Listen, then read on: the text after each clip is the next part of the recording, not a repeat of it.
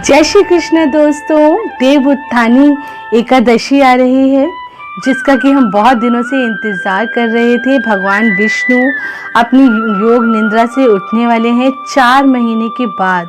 4 महीने बाद वह सो कर के उठते हैं। भगवान विष्णु उठते ही तुलसी से विवाह करते हैं। तो जब हम तुलसी से विष्णु जी का विवाह कराते हैं तो हमारी ज़िंदगी की परेशानियां भी दूर हो जाती हैं। तो आज मैं आपको देव उत्थानी एकादशी पर एक ऐसा आसान सा उपाय बताऊंगी, जिसको करने से अगर आपका विवाह नहीं हो पा रहा है तो 101% मुझसे लिखवा लीजिए आप कि आपका विवाह होकर ही रहेगा। जिसने भी इस उपाय को किया है उसका विवाह जरूर होता है। बस आपको श्रद्धा और ध्यान से करना है, मन से करना है।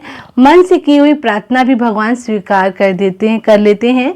और ऐसे बहुत कुछ करने के बाद भी आपका कोई काम नहीं बनता है। बस मन में विश्वास रखिए और विश्वास के साथ ये छोटा सा उपाय करिए, पूजा पाठ करिए, फिर देखिए किस तरह से आपका विवाह होता है और आपको आपका मनचाहा जीवन साथी मिल जाता है।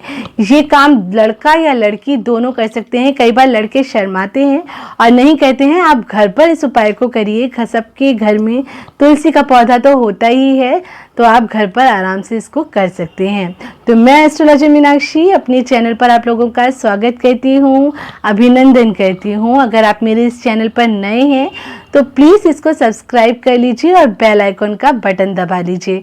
और अगर मेरा चैनल आपको पसंद आए तो इसको लाइक ज़रूर करिए, शेयर ज़रूर करिए। आपको आसान सा उपाय बताती हूँ मैं। आपको ज़्यादा बहुत कुछ लंबे उपाय नहीं बताने की कोशिश करती हूँ मैं चाहती हूँ कि आपको कम समय में, कम और छोटे उपाय में आपको ज़्यादा फल मिल जाए। तो आपको करना क्या है ये बता देती हूँ। देव उत्थानी एकादशी पर जब तुलसी जी से विवाह करते हैं विष्णु जी, ये तो हम सभी जानते हैं। तो इससे आपका जो विवाह है बहुत ही शुभ विवाह के योग आपकी कुंडली में बन जाते हैं और सारी रुकावटें दूर हो जाती हैं और आपके विवाह के योग बनते हैं और जल्दी से आपका विवाह हो जाता है। आपको लाल या पीले रंग के वस्त्र पहनने हैं। इस दिन आप लाल या पीले रंग के वस्त्र पहन लीजिए। अगर कोरा वस्त्र ले सकते हैं तो बहुत अच्छी बात है, लेकिन अगर आप नहीं ले सकते हैं और आपके पास घर पे कोई लाल या पीले रंग का वस्त्र रखा हुआ है तो उस वस्त्र को आप पहन लीजिए। बस साफ धुला हुआ होना चाहिए। अगर वो भी आप नहीं कर सकते हैं तो उसके लिए पीली चुन्नी या लाल चुन्नी तो आप ओढ़ ही सकते हैं। इतना तो आप कर ही सकते हैं।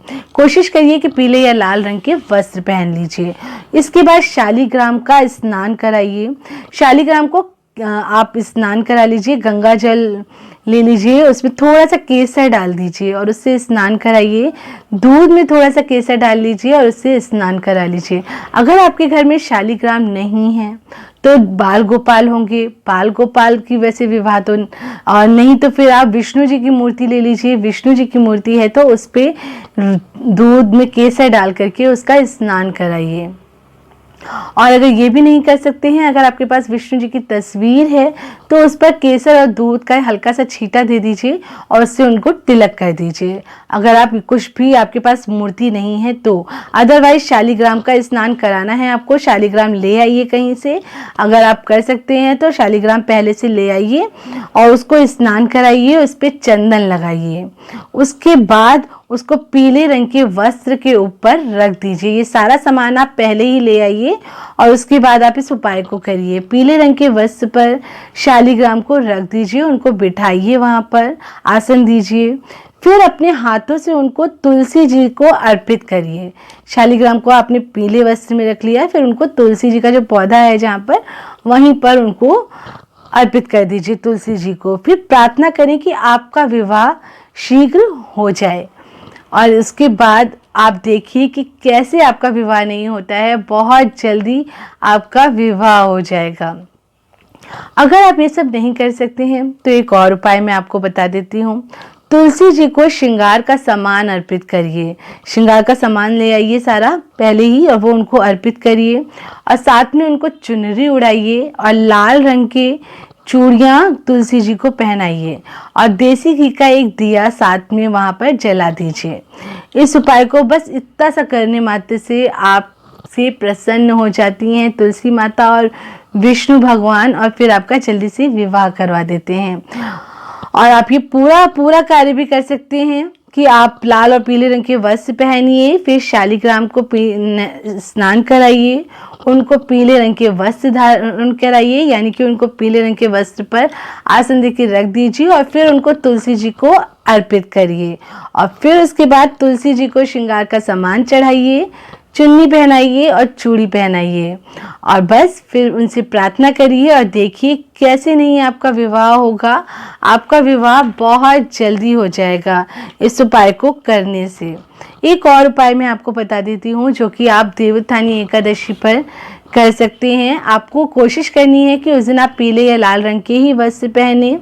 फिर आपको लाल रंग की चुनरी जो है वो तुलसी माता को चढ़ानी है और लाल रंग की चूड़ियाँ तुलसी माता को चढ़ानी है और श्रृंगार का जो सामान है वो भी आपको उन्हें चढ़ा देना है। उसके बाद आपको वहाँ पर लिख देना है शुभ और विवाह। जहाँ पे तुलसी जी का पौधा रखा हुआ है वहाँ पर रखिए शुभ और विवाह। शुभ और विवाह लिख दीजिए और अपनी उम्र लिख दीजिए। वहाँ पर जितनी भी आपकी उम्र है, 25 साल, 30 साल, 35 साल, वो उम्र आप वहाँ पर लिख करके आ जाइए और उनसे प्रार्थना करिए कि वो आपका विवाह जल्दी करवा दें।